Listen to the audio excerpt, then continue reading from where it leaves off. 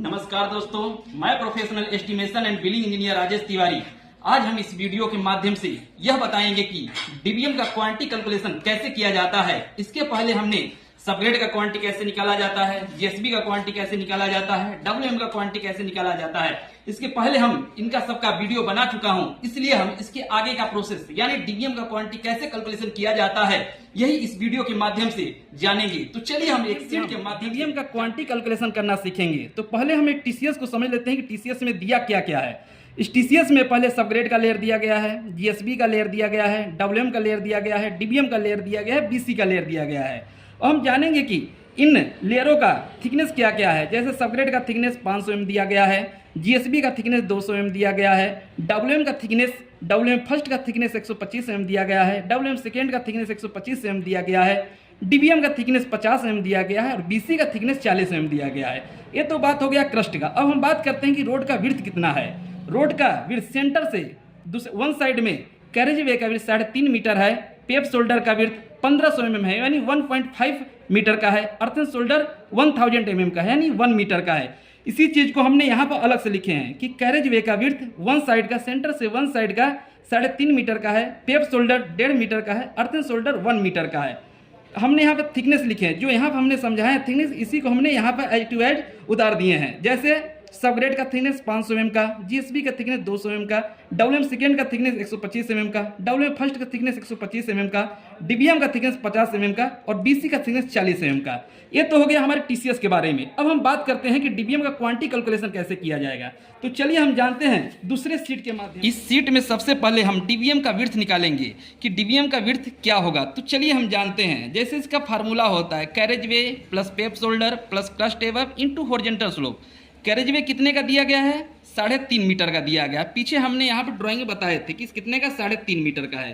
पेप shoulder 1.5 metre का, कितना है 1.5 मीटर का, plus crust above. Crust above का मतलब ये हुआ कि हम डीबीएम का विड्थ निकाल रहे हैं, यानी डीबीएम का विड्थ निकाल रहे हैं। यानी हमारा कहने का मतलब डीबीएम का विड्थ जब निकाल रहे हैं तो डीबीएम के थिकनेस डीबीएम के नीचे जितना थिकनेस होगा सबको छोड़ देंगे, यानी डीबीएम के ऊपर जो थिकनेस आएगा उसको रख देंगे। यानी डीबीएम के ऊपर किसका थिकनेस आ रहा है? बीसी का थिकनेस आ रहा है।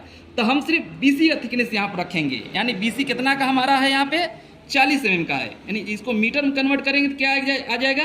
0.04 मीटर। यही हमने रख दिया 0.04 मीटर इंटू हॉरिजॉन्टल स्लोप। ये हमारा डीबीएम चाहे डब्ल्यूएम हो, चाहे डीबीएम हो, चाहे बीसी हो, उसमें हमारा स्लोप हॉरिजॉन्टल स्लोप 1 का ही रहता है, यानी 1:1 का चलता है। वर्टिकली भी 1 रहेगा, हॉरिजॉन्टली भी 1 रहेगा। अब इसको हम पूरा कैलकुलेशन करना पड़ेगा। क्या करेंगे? 3.5 प्लस 1.5, यदि दोनों को ऐड करेंगे तो 5 मीटर हो जाएगा, प्लस 0.04 इंटू 1 करेंगे तो 0.04 हो जाएगा। फिर इन दोनों को ऐड करेंगे, 5 मीटर प्लस 0.04 तो कितना आ जाएगा? 5.04 मीटर। यह डीबीएम का टॉप विड्थ सेंटर से वन साइड का हुआ।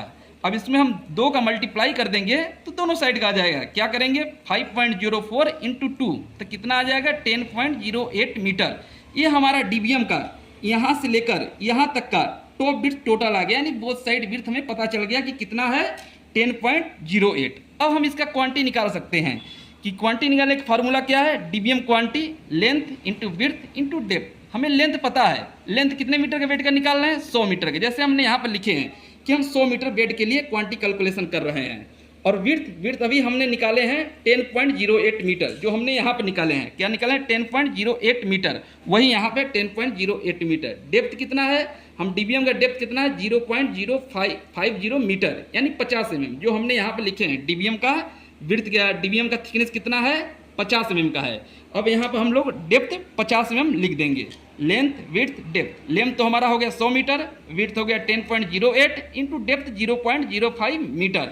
इसका जब कैलकुलेशन करेंगे 50.4 MQ आ जाएगा, यानी हमारा डीबीएम का क्वांटिटी कितना हो जाएगा? 50.4 क्यूबिक मीटर लगेगा। यदि हम ये तो डीबीएम का क्वांटिटी होगा कि कितना MQ आ रहा है। अब बात करते हैं डीबीएम हमारा क्या क्या चीज़ से मिलकर बनता है। डीबीएम में हमारा एग्रीगेट मिक्स होता है, बिटुमिन मिक्स होता है, फिलर मिक्स होता है। यदि हम उनका भी चाहें कि अलग अलग से क्वांटिटी कैलकुलेशन करें कि हमारा एग्रीगेट कितना लगा, बिटुमिन कितना लगा, फिलर कितना लगा, तो इसके लिए जो हमारा एक क्यूबिक मीटर आया है, इस क्यूबिक मीटर को हम लोग टन में कन्वर्ट करें। टन में कन्वर्ट करने के लिए हमें डेंसिटी का यूज करना पड़ता है। डेंसिटी आपको कहाँ से मिलेगा? वहाँ लैब से मिल जाएगा कि हमारा डीबीएम का डेंसिटी कितना है। लैब से आप पता कर सकते हैं। जैसे हमने यहाँ पे लिख दिए हैं 2.3 टन पर MQ2, 2.4 टन MQ, यानी इसके बीच का हम कुछ भी रख सकते हैं। जैसे हमने यहाँ पे एज्यूम किए हैं 2.35 टन पर MQ, यानी 1 MQ में 2.35 टन लगेगा। आप अपने लैब से पता कर सकते हैं कि हमारा वहाँ का डेंसिटी क्या है। तो चलिए हम निकालते हैं कि इसको हम पहले, ये तो हमारा हो गया क्यूबिक मीटर, इसको टन में कन्वर्ट कर रहे हैं, यानी वेट निकालना है। तो वेट निकालने के लिए यही डेंसिटी का यूज करेंगे। तो हम दूसरे सीट से समझते हैं। जैसे इस सीट में लिखे हैं वेट ऑफ डीबीएम, यानी डीबीएम का वेट कितना होगा। तो इसके लिए हम बताए हैं कि हमारा क्यूबिक मीटर आया है, यानी 50.4 क्यूबिक मीटर आया था, इसको जो हम टन में कन्वर्ट करना है तो डेंसिटी से हम मल्टीप्लाई करेंगे, जो आप लैब से पता कर सकते हैं कि डीबीएम का डेंसिटी कितना है। जैसे हम डीबीएम ग्रेड 2 यूज कर रहा हूँ तो डीबीएम ग्रेड 2 का डेंसिटी क्या है, तो हमारा डेंसिटी हम एज्यूम कर लिए 2.35 आया, इसको हम दोनों को मल्टीप्लाई कर देंगे, यानी 50.4 इंटू 2.35। जब इन दोनों को मल्टीप्लाई करेंगे तो 118.44 टन आ जाएगा, यानी हमारा डीबीएम का वेट कितना हो गया? 118.4 टन। ये तो हमारा हो गया वेट, कि हमारा डीबीएम का वेट कितना हुआ। अब हम बात करते हैं कि इसमें हमारा विटामिन कितना लगा। तो विटामिन निकालने के लिए एक फार्मूला होता है, जैसे हमने बताया विटामिन कंटेंट बाय वेट।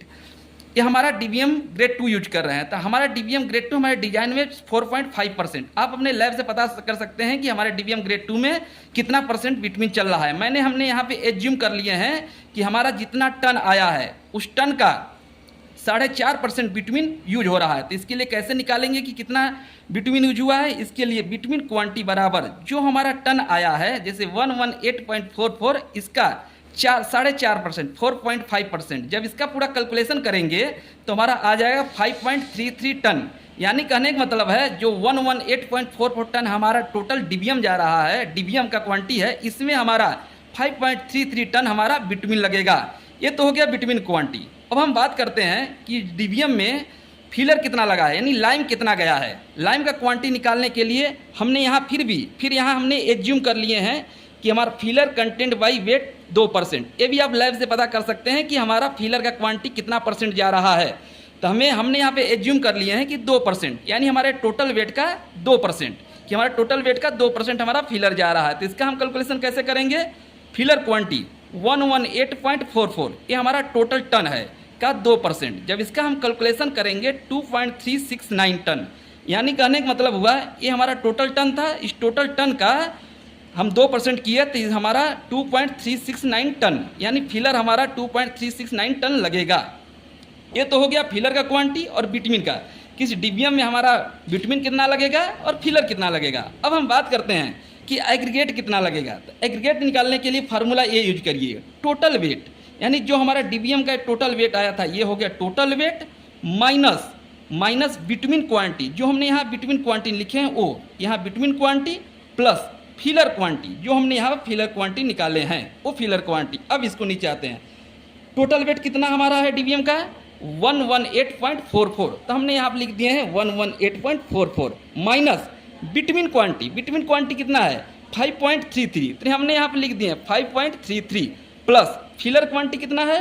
2.369। तो हमने लिख दिए 2.369।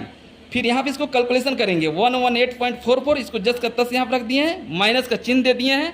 इन दोनों को ऐड करके क्या आएगा? इन दोनों को ऐड किए हैं, दोनों ऐड करने के बाद 7.699 आ गया।